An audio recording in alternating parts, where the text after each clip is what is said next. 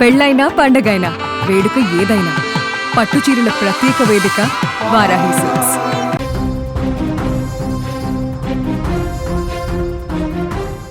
Big breaking news చూస్తున్నాం.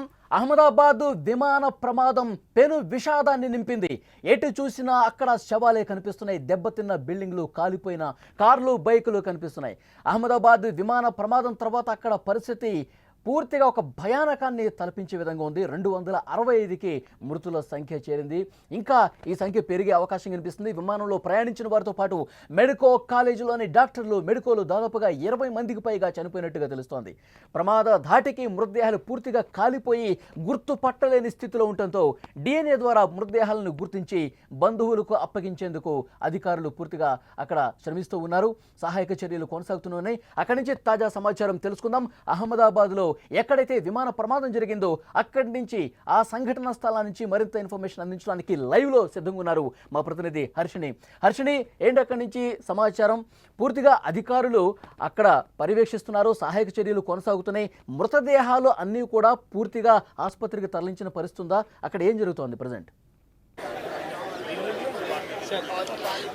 మృతదేహాలు అన్ని పూర్తిగా తరలించిన పరిస్థితి కంటే మనం అలా స్పెక్యులేషన్స్ దారిలో కాకుండా వాస్తవాలు కొద్దిగా లేట్ అయినా వాస్తవాలు చెప్పే ప్రయత్నం చేద్దాము.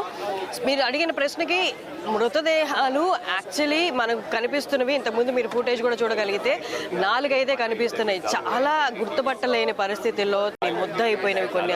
అన్ని శవాలు మనకి రికవర్ అయ్యా, తీసారా అంటే అది ఇంతవరకు నిర్ధారించలేకపోతున్నారు. వాళ్ళు నిర్ధారించింది మాత్రం కేవలం ఒకటే బయటకు వచ్చినట్టు కనిపిస్తుంది. నిన్నైతే మనకి దగ్గరగా ఏ అయితే బిల్డింగుల మీద పడ్డాయో అక్కడ వరకు మనల్ని అనుమతించిన పరిస్థితి కనిపించింది నిన్న నైట్ వరకు. కానీ ఇప్పుడు ఇవాళ మోదీ గారు వస్తున్నారన్న అందువలన బ్యారిగేడ్స్ కొంచెం ముందుకు పెట్టేశారు. మీడియాను కూడా లోపలికి ఎలవ్ చేయనివ్వట్లేదు. ఇక్కడైతే కొంచెం ఉద్రిక్త వాతావరణమే ఉంది. మీడియా పీపుల్ కి పోలీస్ మధ్య వాళ్ళు వీళ్ళు సామరస్యంగా ఉండాలి అన్న పరిస్థితి వాళ్ళు క్రియేట్ చేయడానికి ఒక కైండ్ ఆఫ్ క్రాష్ తర్వాత వాళ్ళు సేకరించాల్సిన ఆధారాలన్నీ సేకరిస్తున్నారు. అలాగే పోలీస్ డిపార్ట్మెంట్ నిన్న జరిగిన దుర్ఘటన దగ్గర నుండి ఇక్కడే ఉన్నారు. వారు రాత్రి కూడా పడుకోకుండా వాళ్ళు ఇక్కడే డ్యూటీలోనే ఉన్నారు. నేను రాత్రి 11 గంటలకు సుమన్ టీవీ ఇక్కడ చేరుకున్న టయానికి ఎవరైతే పోలీసులు ఉన్నారో వాళ్ళు ఇంకా ఇక్కడే ఉన్నారు. నార్మల్ గా పోలీసులు షిఫ్ట్ వారి పనిచేస్తుంటారు అనుకున్నారు, కాదు. నిన్న మధ్యాహ్నం నుండి ఇప్పటి వరకు ఎవరైతే పోలీసులు మధ్యాహ్నం వచ్చారో వాళ్ళే ఇప్పటికీ ఉన్నారు.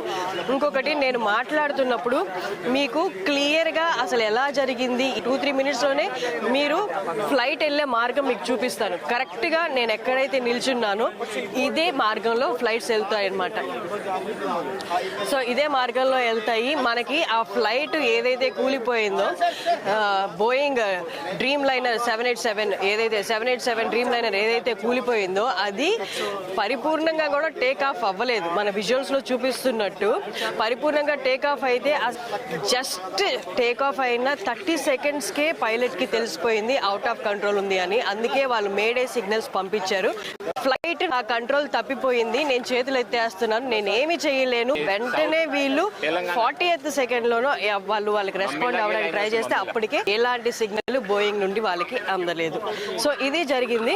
నిన్న చాలా మంది చెప్పింది, చూస్తున్న పరిస్థితులను బట్టి ఇక్కడ ఉన్న ఒక అవగాహన తెచ్చుకొని చెప్పింది ఏంటి అంటే, మెస్ లో భోజనం చేస్తున్న డాక్టర్స్, మెడికోస్ ఎవరైతే ఉన్నారో వాళ్ళ మీద పడింది, స్టూడెంట్స్ మీద. అలాగే పక్కనున్న బిల్డింగ్స్ ఏవైతే ఉన్నాయో అవి కూడా బాగా కాలిపోయి అందులో కూడా స్టూడెంట్స్ ఉండుంటారు అన్న ఊహాగానాలనే.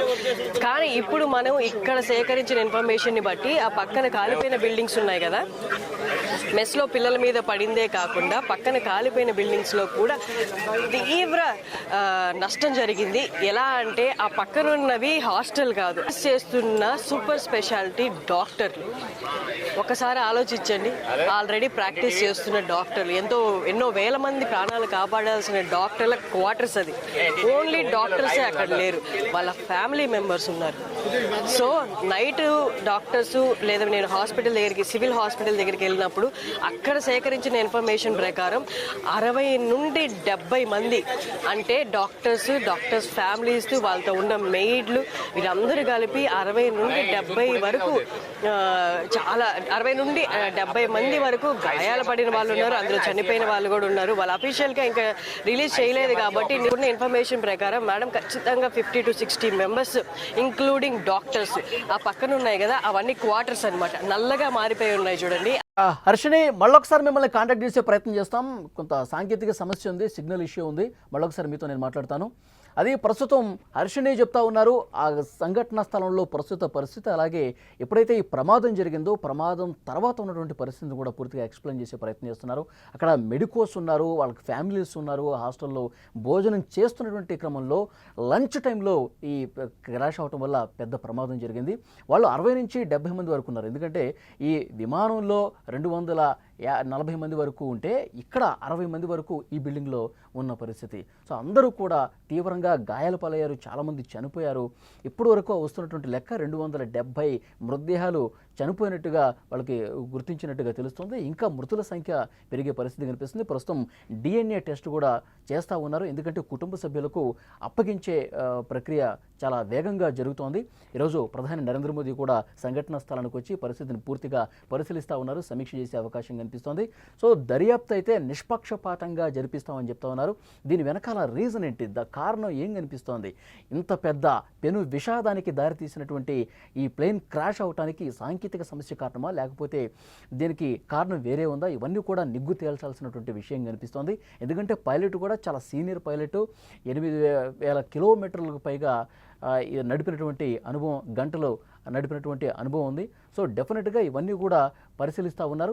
కాక్పిట్ వాయిస్ రికార్డర్ ఏదైతే ఉందో అది మేడే అని చెప్పి 3 సార్లు అత్యవసర పరిస్థితిని ప్రకటించిన తర్వాత వాళ్ళు ఏం మాట్లాడారు, ఆ కాల్లో ఏముంది, ఆ వాయిస్ రికార్డర్ కాక్పిట్కి సంబంధించి బ్లాక్ బాక్స్కి సంబంధించినటువంటి సమాచారం వెలికి తీసే పనిలో ఉన్నారు. ప్రస్తుతం దాని జాడ కోసం వెతుకుతూ ఉన్నారు.